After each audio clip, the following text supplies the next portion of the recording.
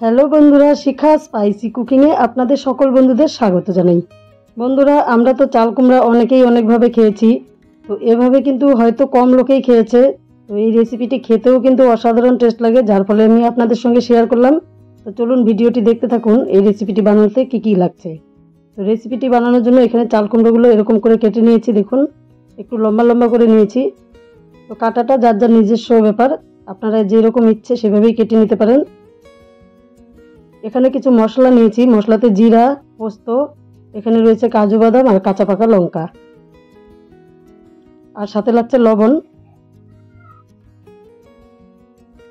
এবার উনুনে একটা কড়াই চাপিয়ে দিলাম,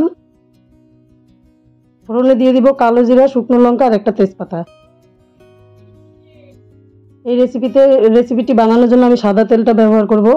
তো তেল দিয়ে তেলটা গরম করে নিয়েছি, এবার আমি ফোড়নটা দিয়ে দিলাম।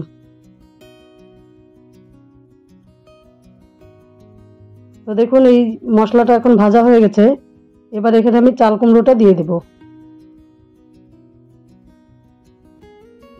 সবগুলো চাল কুমড়া দিয়ে দিলাম। এবার আমি ভালো করে নেড়ে চেড়ে ভেজে নেব। এটা কিন্তু একটু বেশি টাইম ভাজতে হবে বন্ধুরা, আর আগে লবণটা দেওয়া যাবে না। লবণ দিলে কিন্তু চাল কুমড়া থেকে জল ছেড়ে দিবে, ভাজাটা ভালো হবে না। তো আপনারাও যদি রান্নাটা করেন তাহলে এভাবে ভালো করে ভেজে নেবেন। চাল কুমড়োটা ভালো করে ভেজে নিতে নিতে এটা সেদ্ধও হয়ে যাবে অনেকটা, আর একটু মোটা মোটা করেই কেটেছি। তো ভাজতে ভাজতে অনেকটা সেদ্ধ হয়ে যাবে, তারপর আমি বাকি মশলাগুলো দিতে থাকবো। তো আপনারা দেখতে থাকুন বন্ধুরা, আমি এই রেসিপিটি কি কি মশলা দিয়ে বানাই। সঙ্গে থাকুন, ভিডিওটি পুরোপুরি দেখতে থাকুন। তো দেখুন বন্ধুরা, প্রথমে যেই মশলাটা দেখিয়েছিলাম সেটা পেস্ট করে নিয়েছি।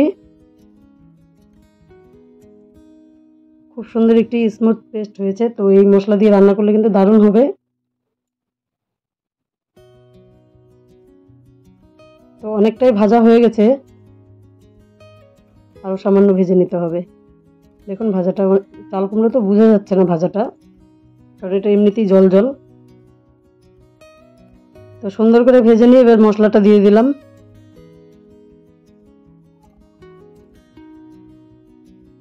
মশলাটাকে ভালো করে চাল কুমড়োর সঙ্গে আবারও কষিয়ে নেব। তো একটু কম নেড়ে চেড়েই ভেজে নিতে হবে।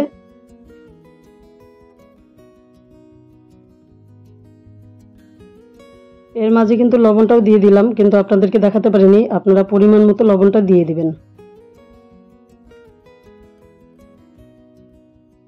এবার এর সঙ্গে আমি দিয়ে দিব দুধ।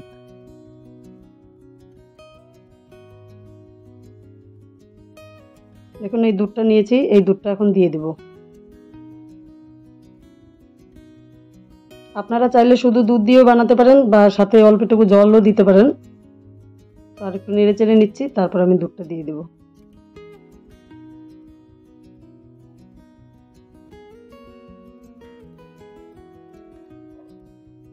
মশলার বাটিটা ধুয়ে আমি আরেকটু জল দিয়ে দেবো এর সাথে।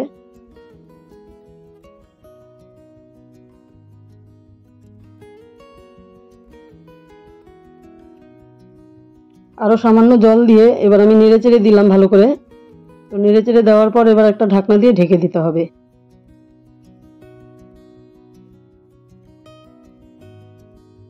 গ্যাসের ফ্লেমটিকে কমিয়ে দিয়ে আমি যতক্ষণ না চাল কুমড়োগুলো সেদ্ধ হচ্ছে ততক্ষণ আমি জাল করে নেব। মাঝে চাইলে আপনারা চেক করে নিতে পারেন।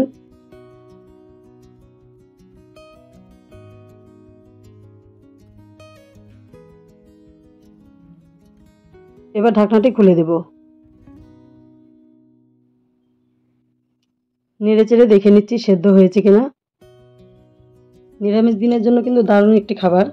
এটা আপনারা রুটির সাথেও খেতে পারেন, ভাতের সাথেও খেতে পারেন, তবে আমি ভাত দিয়ে খেয়েছি। তো দেখুন চাল কুমড়োটা সেদ্ধ হয়ে গেছে, তবে আরেকটু সেদ্ধ হলে খুব ভালো হবে। তো জাল করতে করতে আমি আরেকটু সেদ্ধ করে নেব। তার সাথে দিয়ে দিলাম চিনি, সামান্য পরিমাণ চিনি দিয়েছি। এবার আমি নেড়ে চেড়ে দেব।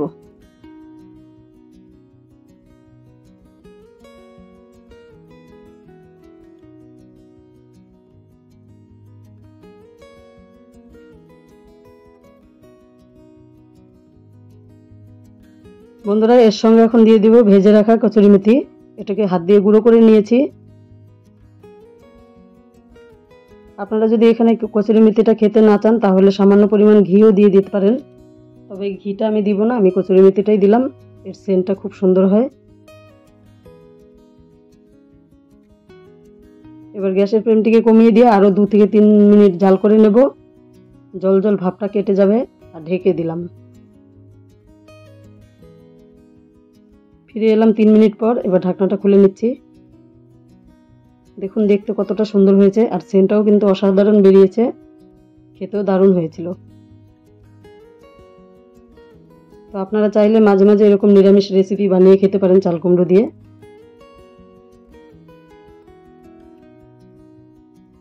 এবার কিন্তু আমার রান্নাটি পুরোপুরি কমপ্লিট বন্ধুরা। তো এই রেসিপিটি দেখে আপনাদের কেমন লাগলো অবশ্যই কমেন্ট করে জানাবেন। ভালো লেগে থাকলে বন্ধুদের সঙ্গে ভিডিওটি শেয়ার করবেন। আমার এই সম্পূর্ণ ভিডিওটি দেখার জন্য আমার নতুন পুরনো সকল বন্ধুদেরকে জানাই অসংখ্য ধন্যবাদ।